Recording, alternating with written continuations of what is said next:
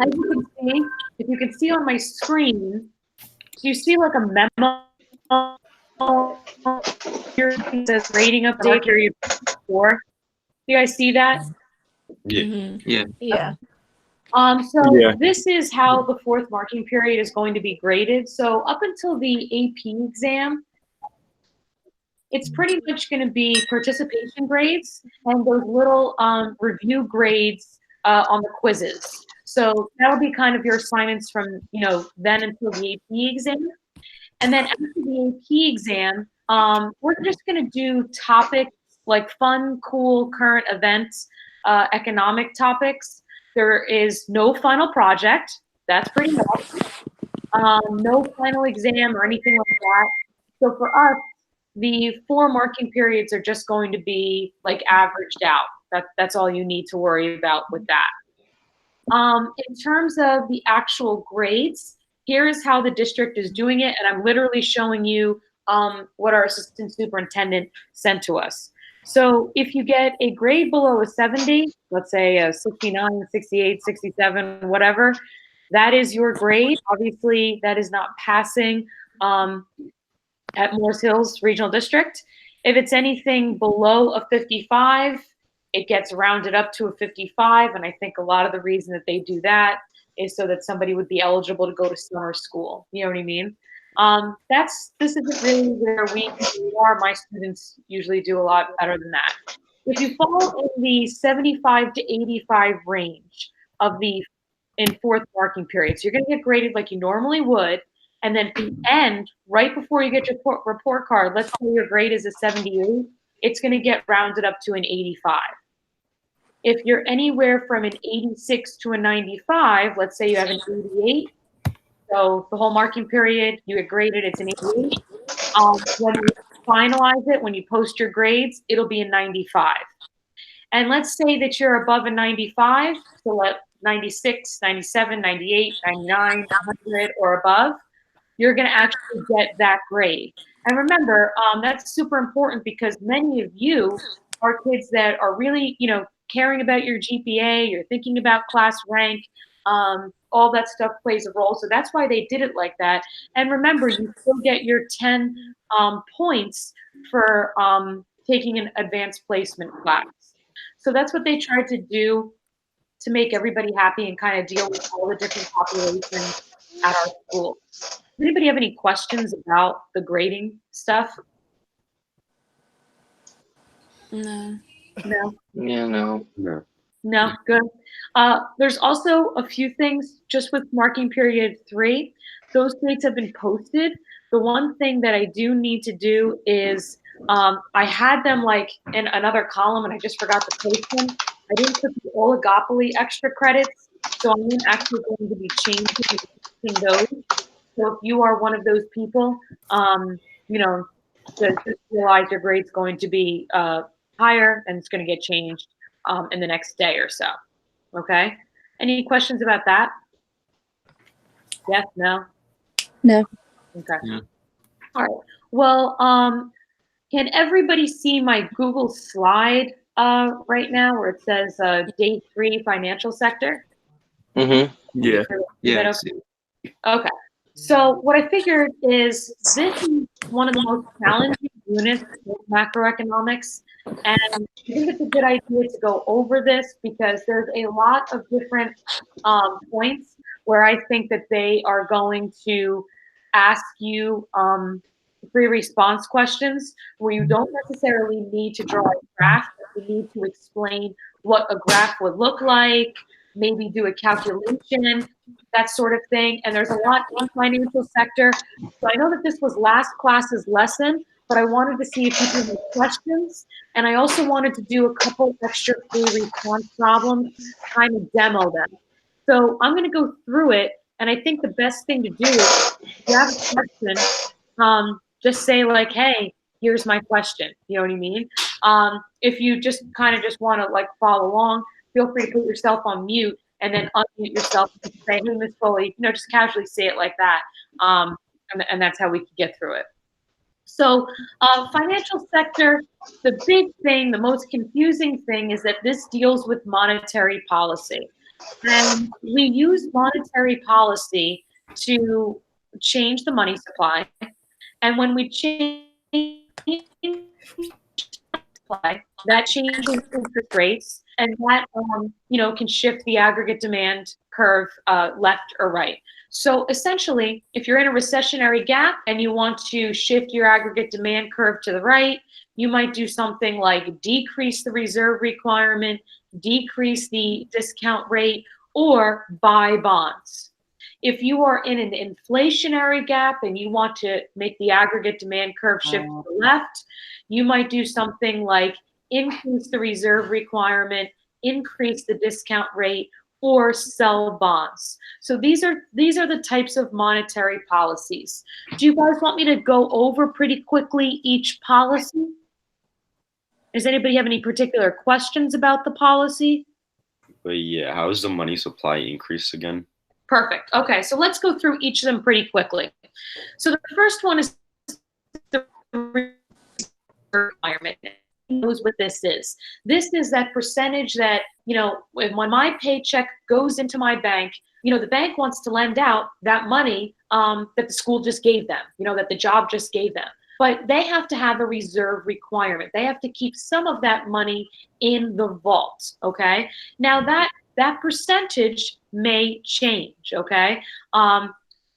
It could go from 10%, and let's say it's 10% and they want to decrease it to 5%.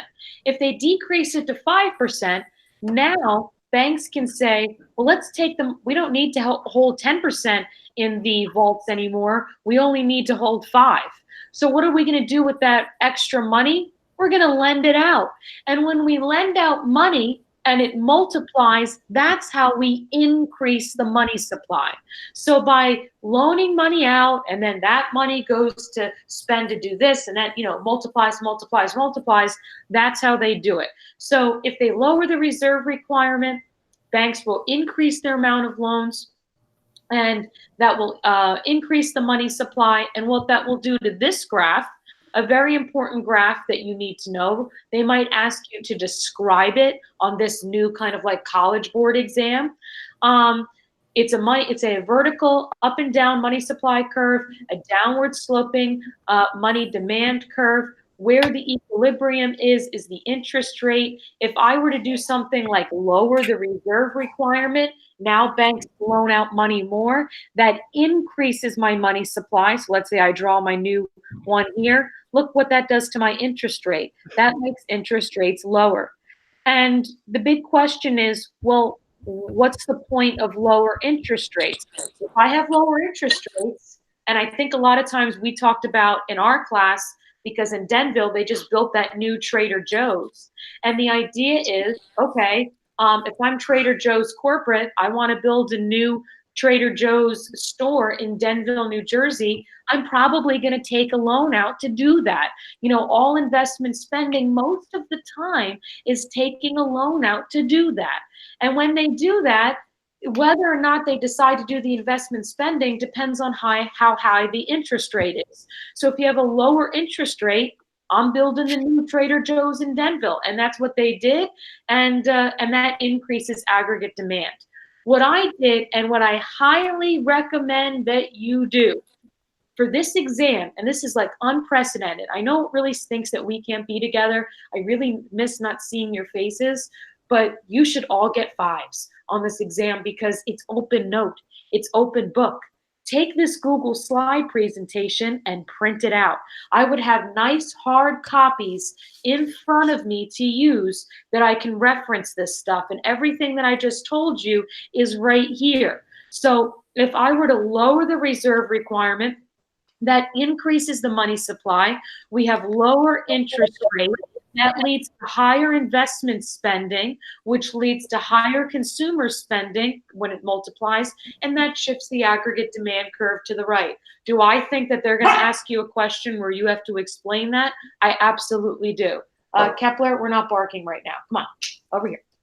He just likes to look outside and pretend that there's something there just to annoy me mostly. So I would have this out so that you can see it and look at it.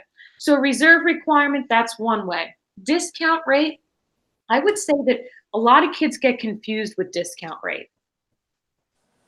Discount rate, remember, at the end of the day, the banks have to look and say, did we lend out too much money?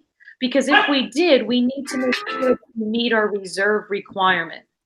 And the way that we meet our reserve requirement is we might need to take out a loan to borrow money so that we have enough money in our vault to say, oh, we're in good standing. We met our reserve requirement. So at the end of the day, let's say you're a bank and you notice that you're short on money in your vault. Maybe somebody just came in and withdrew a lot of money, and now you don't have enough money in your vault to meet your reserve requirement. Well, what you can do is you can take out a loan. Now, there are two things that you must know. There's something called the federal funds rate. That's the interest rate that if I'm PNC, I look in my vault, there's not enough money. I can call Bank of America and say, hey, can I take out a loan? And they will say yes or no, depending on if they have enough money, extra money to give me. And if they say yes, the interest that I pay them is established by the federal funds rate. That's the interest that banks have to pay other banks when they borrow money from them. The Federal Reserve always makes that number a little bit less. Well, it's always less than the discount rate. It's one of those things kind of like what a teacher does. The teacher says, hey, ask a colleague, ask another student first if you have trouble with the problem, and then come to me. That's what the Federal Reserve says. Like, hey, if you can solve your problem, go ask other banks first. Use the federal funds rate. If you called around, Bank of America doesn't have any extra money, Wells Fargo doesn't have any extra money, and you're like, what do I do? Then what you do is you call the reserve and say, hey, Walden, we asked and no one can help us. Can you help us? Yes, we will lend you money and we will use the discount rate. Now, how does this create money? Well, if the Federal Reserve lowers the discount rate, what that message is sending to banks is, we want you to lend out more money.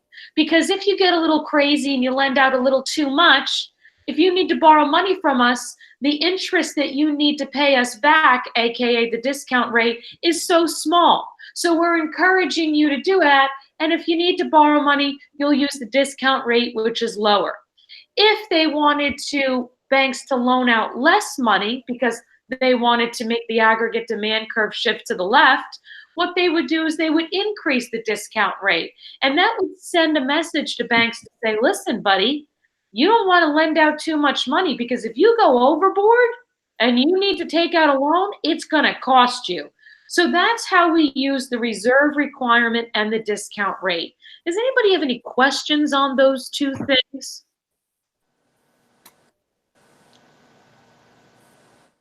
No? Okay. I'll take your silence as no. I'm going to find a way, in the next lesson, I'm going to find a way that there's an app, I think, that another teacher has that you can text your questions to me and it comes in a nice thing. I'm going to get that figured out. I'm going to be the techiest tech teacher there is. Okay. So that's those two things. The third thing is the open market operations. Now, reserve requirement, we generally don't use this. The Federal Reserve generally doesn't do this. In these kind of times, I read that they might change that, but they haven't. Discount rate, they use that not as much. This, not really ever. This, sometimes. This, all the time. This is our main form of monetary policy, and it's buying and it's selling bonds. So, just as a quick recap, all you need to know is that bonds are a piece of paper that represent a value that's going to get paid off maybe 5, 10, 15, 20 years from now. Most important thing is they're not liquid things that you can use right now. They're a piece of paper that represent, a value. So a lot of times banks have these pieces of paper, and they're in the form of what we call U.S. Savings bonds. You might also hear them called U.S. Treasury bills. You might hear them called U.S. government securities. They all mean the same thing. It just depends on who you talk to. If the Federal Reserve, by the way, in a free response question, they might call it the Federal Reserve, they might call it the National Bank, they might call it the Central Bank. There's a bunch of different words for it, okay? So just be familiar with it. It's just economists trying to, you know, flex their muscles. But if the Federal Reserve, let's say, says, oh my goodness, we're in a recessionary gap and we want to fix this. How are we going to fix this? Well, we can use open market operations. We can buy bonds. And that means the Federal Reserve is going to go, oh, I shouldn't, now Kepler thinks someone's at the door, sorry. The Federal Reserve can say, hey, we're going to go to PNC, Bank of America, and say, we are buying your bonds. You give us this piece of paper that represents value, and we're going to give you liquid cash. Now, here's my question to you. What are the banks going to do with that liquid cash? Just yell it out. Loan it out. Loan it out. Out, exactly. So when the banks get their hands on the liquid cash, they loan it out. It multiplies. That increases the money supply, decreases the interest rate. All of a sudden, we see investment and consumer spending increase, and that's what happens here. The same thing can happen with selling bonds. Selling bonds. If they go to banks and say, give us your liquid cash, which they can't lend out anymore, here's pieces of paper that represent that value. And what that's going to do is it's going to decrease the money supply, which means that interest rates are going to go up, which means investment spending and consumer spending goes down. That's how you have the aggregate demand curve shift to the left. Any questions? When they take liquid cash and sell bonds, do they take liquid cash from the reserves? Yep. So banks will be very probably won't lend out money. They might need like a day or two, maybe even a couple weeks or two to keep themselves reorganized. Give them ample notice that they're like, hey, we're gonna sell bonds to you in a month. And really, like banks, they hire experts to start slowing things down so that they can be prepared to get rid of the liquid cash that needs to be in their vault. Yep. All right. Yep. Good question. Other questions? Okay. Money multiplier. You must know this. That's why I kind of put it like floating here and highlighted. It's 1 over the reserve requirement. Number 2. Price of bonds and interest rates have an inverse relationship. So 2 years ago, not this past year because I had just given birth, but the year before, I was pregnant and I was grading the AP exams, macro exams, and I was hanging out with a guy that's really, like, I had lunch with him and a bunch of other people. He was one of the head people that wrote the exams. He's obsessed with bonds. He's obsessed with the relationship between bonds and interest rates. So I wouldn't be surprised if there's a question on there that says, oh, interest rates go down. What's going to be the demand for bonds? And the answer is it goes up. By the way, special announcement, it happened an hour ago. The College Board emailed me and called me and wants me to grade this year. It would be a virtual grading. And I'm seriously thinking about doing it. So they're not going to let me grade yours, but I just think that it would be pretty cool. So, Wait, this year it's not graded on a curve, right? It's never graded on a curve. So it's really never graded on a curve. What they do is they determine a scale before they administer the exam. And they say, in order we want to give kids a 5 that get this raw score. So it's not going to be anything different than what we've done in the past. I think that it will really, if you have your notes and everything available, for what I'm doing, and actually after I'm done teaching you guys, I'm going to create a pre-recorded video where I go over everything that the College Board told me about how to get ready for test day, so that we make sure that we're ready for test day. And that'll be like a little quick assignment that you have to like go through. What I learned is that after attending a bunch of these webinars, they said that they're really going to put kids on a time crunch to finish these questions. So if I'm you, have everything printed out. You're not going to be doing Google searches, because if you end up on a message board and College Board finds out about it, they cancel your scores and then refer it to a college or university. So you're not going to do that. Have everything printed out, old school, your notes ready to go, and you guys are going to do amazing on it. I really think so. Okay. You have all these in a PowerPoint, right? Yep. These are all in a Google slide, and I'll show you how to get to it right before we leave. Okay. I'll show you right now, just really quick. Everybody, can you see me typing? Yeah. Yeah.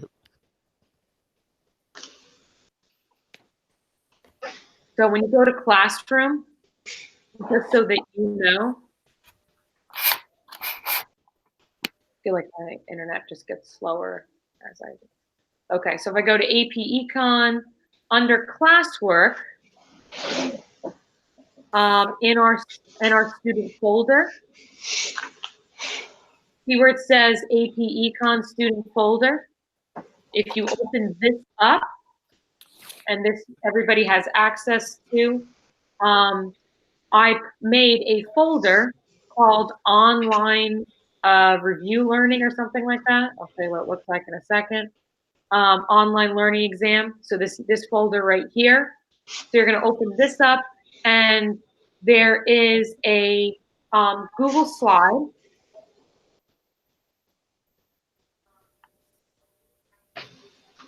And there's a Google slide with all of my lessons. So all of like the cheat sheets, because I made a cheat sheet for every unit. That is this one right here. So you can just print that out. And then I'm making individual ones for each day.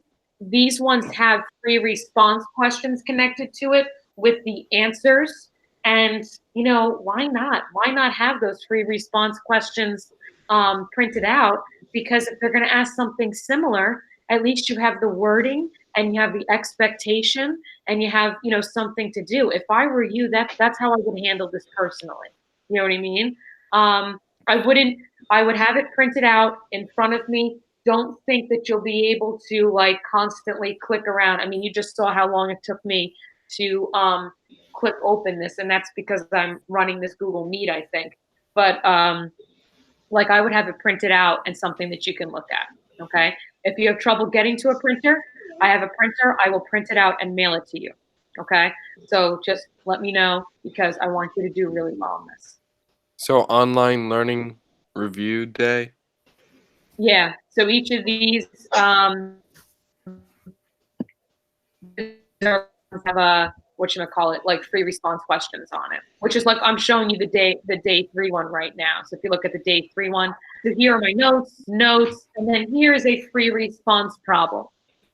If you look at this, so I went over this problem in the video for last class. Does anybody have any questions or concerns about this particular problem?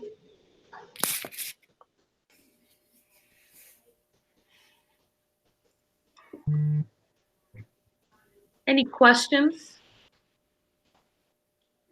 The biggest thing that people screw up, just so that you know, is people get the money supply and the demand deposits confused. So money supply is a big umbrella. And underneath that umbrella is demand deposits, tax, and travel expense. All of those things are part of, you know, the money supply. So when they ask you this question, what is the maximum total change in demand deposits in the banking system? Well, I'm doing $100 because that's what Kim put in. Kim put in $100, so that's a change. And then I'm putting 400. Where did I get that? Well, since the reserve requirement is 20%, that means that the bank can lend out $80. And since it's 20%, that must mean that the multiplier is 5, 1 over 0.2. So 80 times 5 is 400. So when you add it, the maximum total change in demand deposits is 500. That if that money multiplies and people deposit it back into the bank, the maximum total change is 500. The maximum change in the money supply is only 400 because all that is the change in the money supply is that 80 times 5. The $100 of Kim's money, when it was in cash in her pocket, it was part of the money supply. When she puts it into her checking account, it's still part of the money supply. It doesn't change. So there's no change because of that original 100. What changes is what was multiplied later. And that's something that people confuse a lot. Any other questions with that? I have a question on open market operations. So, like, let's say the government, buys bonds and gives money to the banks, right? So would any of that money go into reserves, or is that just the money that's lent out, all of it? That's a phenomenal question. Okay, so whenever we deal with, like, see how part A of this question is, Kim has $100. She puts it into her checking account. One day, Kim is going to come back and get that money out, correct? Yeah. Yeah, she'll use her debit card, she'll use an ATM, she'll come and get it eventually. When we talk about the Federal Reserve buying and selling bonds, do not worry about any reserve requirement because there's nobody that's coming to, like, get that money. So if you look at letter B, how we did this was the full 5 million, no reserve requirement. Because whenever you're doing open market operation, don't worry about a reserve requirement. Just multiply it by the multiplier. That's only when we're doing, monetary policy. Okay, that's the only time that happens. In this situation, we do reserve requirement with Federal Reserve. Nope, you just multiply it by the multiplier. That's an excellent question. Kids mess that up too. Any other questions? I have a question. Sure. Could you just explain your answer a bit more for C, the one about real wages? Yeah, good one. Okay, Thank so you. so money supply is going to increase when we buy bonds. When we buy bonds, and I'm just going to go back to this slide just so that you see it. So I'm buying bonds, which means that I'm increasing the money supply, which means that interest rates are going down, which means that investment spending is going to go up and consumer spending is going to go up, which means that the aggregate demand curve shifts to the right. When the aggregate demand curve, and here's a better way to look at it, if I move from here, E1 to E2, what happened to price level? Increase. It increases. So if last year, before let's say like last week, I could buy 10 cups of Starbucks with my salary. Then the open market operation happened and all that trickle effect and price level goes up. Can I still buy 10 cups of coffee with my salary? Yes or no? No. No, because the coffee is more expensive. Real wages always have to do with, just think of the idea of, okay, your income doesn't change, what happens to prices? If prices go down, my income doesn't change, my real wages goes up. If prices go down, last week I could buy 10 cups. This week I can buy more. So my real wages have gone up. But in question, this one, prices have gone up, which means that I can buy less cups of Starbucks. So I say real wages will fall due to the assumption of the inflation because of the increase in the money supply. You could have just said because aggregate demand shifted to the right. And that increased the price level. Thank you. Absolutely. Yeah, I miss you guys so much. Okay, the next part, this was the second question. Again, you are not going to have to draw a graph. They might have you interpret a graph. I'm in the process of getting my hands on like an actual practice test that was modeled that looks just like the one that you're going to deal with, just so that you know. This one is kind of self-explanatory. Sewell has no excess reserve. The best action on the amount of customer loans. Bank loans will decrease using the money supply graph. So we did that, okay. So bank loans decrease. We know that aggregate demand is going to shift to the left. And if you take a look at letter C, price level is going to go down. So that's the opposite of what happened in the last question. Price level actually goes down here because aggregate demand shifts to the left because we're selling bonds. And then the little, kind of short answer question is the real interest rate will decrease. Let me just type that because I didn't. I'm sorry. The real interest rate will increase due to an increase in the nominal interest rate and a decrease in the price level. Pretty much what you need to know, real interest rate follows nominal interest rate. They go in the same direction, okay? So if you say that in your explanation, you'd be good, okay? Any questions? Ms. Full, yeah, I have a question on the slide B4 for part A. Yes. When it said the maximum change in total demand deposits, is that also saying like 1 divided by the reserve requirement? So like it would be like 5 is the multiplier, and then you just multiply times 100? No. We are doing it times 80, which was what they lent out. So Kim deposits $100. 20 bucks has to go in their vault. 80 they can lend out. That 80 is multiplied by 5, that gives you 400. But you can't forget about Kim's original 100. So they're saying, what is the maximum total change in demand deposits? We're doing the 100 from Kim, with that $100 increase of taking it from her pocket, putting it in the bank into demand deposits. And then this was what was multiplied out from the 80 times 5. That's where we get the 500. Okay. Okay. Here's a new problem that we can go through together. So in this problem, in country Z, the required reserve ratio is 10%.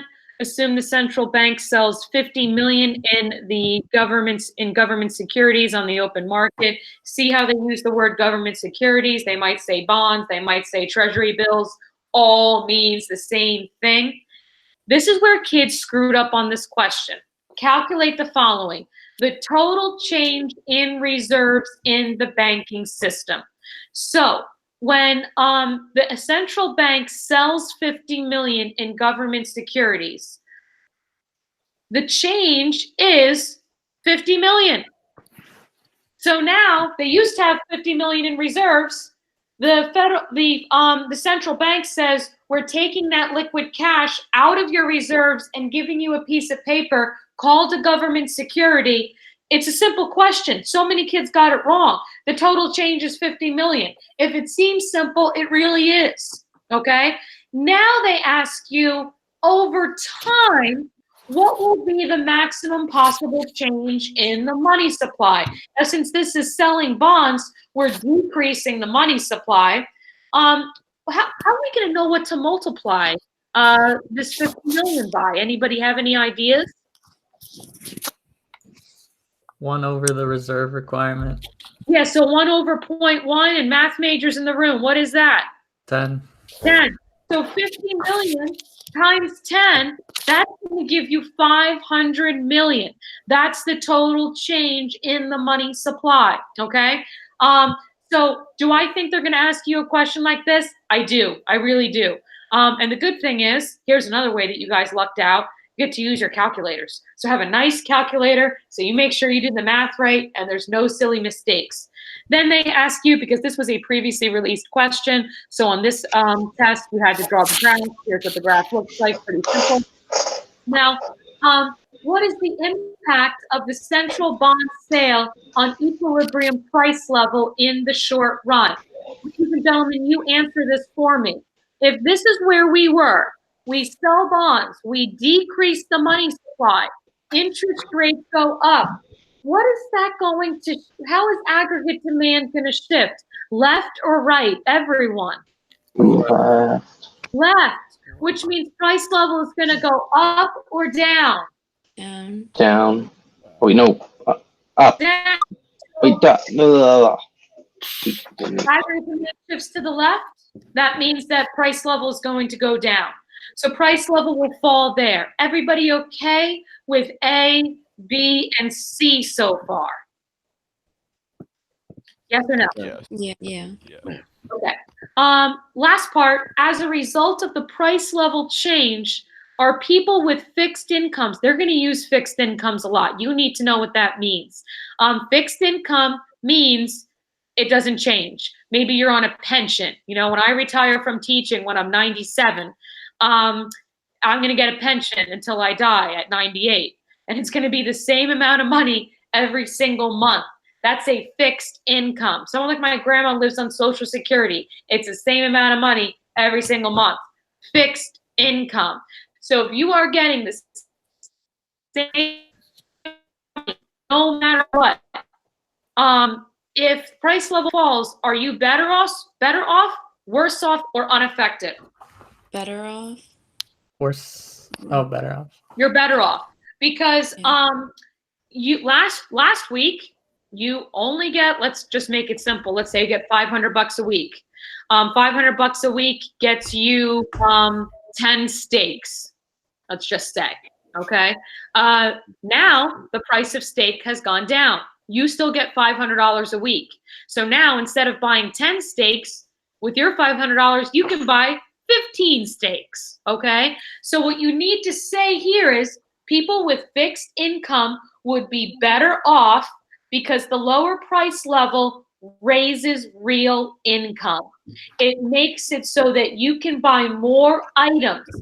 Forget about dollars and cents. How many Starbucks coffees, how many steaks, how many whatever could you buy last week? Now this change happened. How many can you buy today? And that's always going to be the relationship with price level. Okay? Any questions or concerns with that? For fixed income, Yeah. would like a not fixed income be like a part-time job that you don't work all the time? Yeah, a fixed income would be anything that varies for any reason. So it could be a part-time job or maybe you work on commission, you know what I mean? Or maybe you get guaranteed raises every year. So fixed income really applies to like our seniors mostly or people on disability that they're going to get a steady check. Like when you get your pension payment, like my father-in-law, he was a detective for many years. He's a retired detective, and he gets, until the day he dies, even though prices may go up, he's getting a fixed amount of money per month in the form of a pension. That's usually what we talk about when we talk about fixed incomes. Right. Okay? Now, I purposely put this question on here because I could totally see them putting a question like this on here. How many of you may look at this balance sheet and get freaked out? Anybody? Okay. Me. Okay. I know that when I first started learning economics, these would freak me out. And they put sheets like this here on purpose to confuse you. Building and fixtures, doesn't matter. Government securities, bonds, doesn't matter. Customer loans, doesn't matter. Owner's equity, doesn't matter. The only thing that you need to focus on is this number, demand deposits and liabilities, and reserves. Sometimes they might put it all in one category called reserves. And some of those reserves might be required and some of them might be excess. In this situation, they put some in required and some in excess. They separated it, but I have seen the College Board try to trick kids and just say reserves.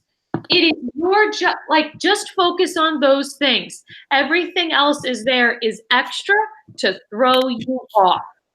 Here's a very popular question.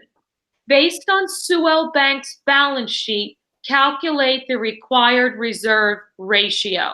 So we see that required reserves are 2,000.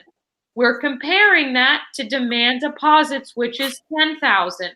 Knowing both of those parts of information, we should be able to calculate the required reserve ratio. Anybody have any idea what it is? 20%. 0.2, yeah. 0.2, very good. 20%, 0.2. They're asking for a ratio, so they want it in that decimal format. Okay? Then we have this situation. Letter B. Suppose that the Federal Reserve buys $5,000 worth of bonds from Sewell Bank. What will be the change in dollar value of each of the following immediately after the purchase? So, what they do is they take the pieces of paper that are bonds and they give liquid cash. Please, please, please, please, please, please, please, when you're dealing with macroeconomics, if you see the word, there should be alarms go off. If you see the word long run, there should be alarms go off, which we'll go over like next, unit 5 and unit 6. But immediately is a big unit 4 word. Immediately means right now, like this second, okay? What happens to excess reserves immediately? Want it increased by $4,000, right? 5,000. We don't. 5,000? Yep, we don't need to do reserve requirement for buying and selling of bonds. So excess reserves will increase by 5,000. Remember, this isn't Kim putting money into their account, Morris Hills Regional District depositing in my demand deposit. This is pretty much liquidating these bonds and making them excess reserves. What do you think Sewell Bank wants to do with this $5,000? Loan it out. Loan it out. Does that happen instantaneously? Does that happen immediately? Yes or no? No. No. It takes time. You got to get customers, people that want a mortgage, people that want a college loan, blah, blah, blah, blah. So excess reserves immediately increase by $5,000. Demand deposits, how do these change? They don't. Immediately. They don't. Demand deposits don't change immediately. Now, once this money gets loaned out and multiplies, and let's say somebody, buys my car from me and they take a loan out to do it, I'll take the money that I got from selling my car and I'll put it into a bank. And then that will change demand deposits. But this happens over time. We're looking at the word immediately. So immediately, no change in demand deposit. A lot of kids got this wrong when they were administering this. And excess reserves will increase by 5,000. Of course, over time, they're going to want to change that. Miss Foley, what would you do if it was for long run, not immediately? Then in the long run, what I would do is I would say if the excess reserves, they will try to loan that out as much as possible, and then change in demand deposits. I would do 5,000 times multiplier here. 25,000. Yep. Good question. And look, they ask you this in the next question. Look at number C. Calculate the maximum amount that the money supply can change. Can change, meaning time has gone by, loans have gone out, money has multiplied as a result of the 5,000 purchase. That's just taking 5,000 times 5, the multiplier, which we got with 1 over 0.2, and that's how we get 25,000. Okay? Everybody all right with that? Wait, so why is it for the excess reserves we don't multiply times the multiplier? Because there hasn't been any time to lend. This was immediately. They were like, here's your 5,000 liquid cash. Now it takes Okay. time for the bank to get people to lend the money out. Letter C is saying what's the maximum amount that the money supply can change, meaning the money's been lent out, time has gone by, the multiplier has happened. So this is the same $5,000. This is just over time we use the multiplier. Okay. Okay? When the Federal Reserve purchases bonds, well, see, this is the kid I had lunch with. I told you about him. He's going to put questions like this. What will happen to the price of bonds in the open market? When the Federal Reserve purchases bonds, what happens to the money supply? Increases. It increases. When money supply increases, what happens to interest rates? They Goes down. fall. Decreases. What relationship does interest rates have with bonds? Inverse. Inverse. So what's going to happen to bonds, you think, the price of bonds? Goes up. Increase. Goes up.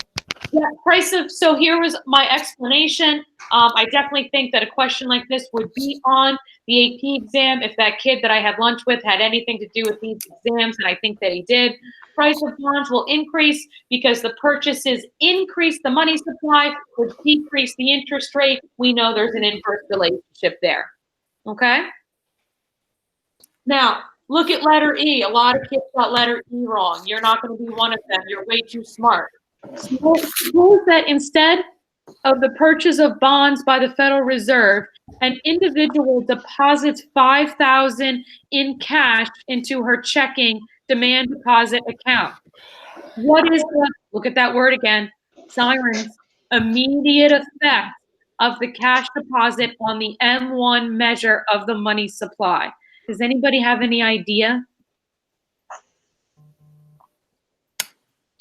0, right? It's 0 because Yeah, it doesn't change. I take my cash when $5,000 is sitting on me in my pocket. It's part of the M1 measure of the money supply. When I take that money and put it into my checking account, immediately it's still a demand deposit. It's part of the M1 measure of the money supply. It didn't change the money supply. However, when they take out, when they put the reserve requirement situation, what they would do is they would hold $1,000 in the vault, and they would loan out 4,000, and it would multiply. But that takes time. Notice the word immediately. Immediately, there is no change in the money supply. Okay? Any questions on any part of this response question? We have one more. Yeah, do bonds affect the interest rate, or do interest rates affect the bonds? Interest rates affect the bonds. It's always going to go like in that linear relationship. Yeah. Other questions? So I tried to find a problem that is like kind of like, you know, from Unit 4 and like a little like topics that aren't covered that much. So because I definitely think they might ask a question like that. Check it out. A drop in credit card fees causes people to use credit cards more often for transactions and demand less money. So most of the time, I would say 90% of the time, when we deal with the money supply curve, I just want to show you, when we deal with the money supply curve, 90% of the time, we're moving either the money supply curve to the left or the money supply curve to the right, because that's monetary policy. That's what we're used to doing. But sometimes, occasionally, we will shift the money demand curve. And in this problem, when they say people are going to use credit cards more, they're not going to, like, money demand means the demand for liquid cash in your pocket. I'll say that again. Money demand means the demand for having liquid cash in your pocket. If you think that, like, you know, the ATMs break or the power is going to go out, like in the beginning of this whole COVID-19, people were running to banks and taking out large sums of money because they were afraid they weren't going to be able, like, that the grid was going to go down and they weren't going to be able to get cash. You know, like there was news stories about, you know, crazy stuff like that. Money demand is liquid cash having on you. So If we have a drop in credit card fees and people use credit cards more often, what you're going to see is here's my original money demand curve. Here's my original money supply curve. There's the interest rate. Money demand is going to decrease, okay? When money demand decreases, what happens to the interest rate, ladies and gentlemen? Goes down. It goes down. So for letter A, you had to draw the graph. There we go. You might need to describe it on your exam. Letter B, here's that guy I told you about. He always shows up. Given the interest rate change in part A, what will happen to bond prices in the short run? Go up. Go up. Go up. Yep. So you need to say bond prices will rise in the short run. Given the interest rate change in part A, what will happen to price level in the short run? So if interest rates go down, we know that investment spending is going to go up, and consumer spending is going to go up, which means aggregate demand is going to shift to the Right. right. So price level is going to go where? Up. Up. So you needed to say, and this has an explain on it. And like, you know, that's what Nathan, shout out to you, because when we were in class, he was like, hey, if they don't ask you to explain, don't. Unfortunately for you guys, because you're not drawing graphs, I think there might be a little bit more explain than usual. So just be prepared for that. Price level will rise because aggregate demand increases due to an increase in interest-sensitive spending, like investment spending. Any questions on that?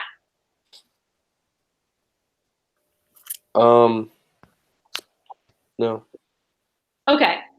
Letter D says identify an open market operation in the Federal Reserve that we could use to keep the nominal interest rate constant at the level that existed before the drop in credit card fees. So here's our new money demand curve.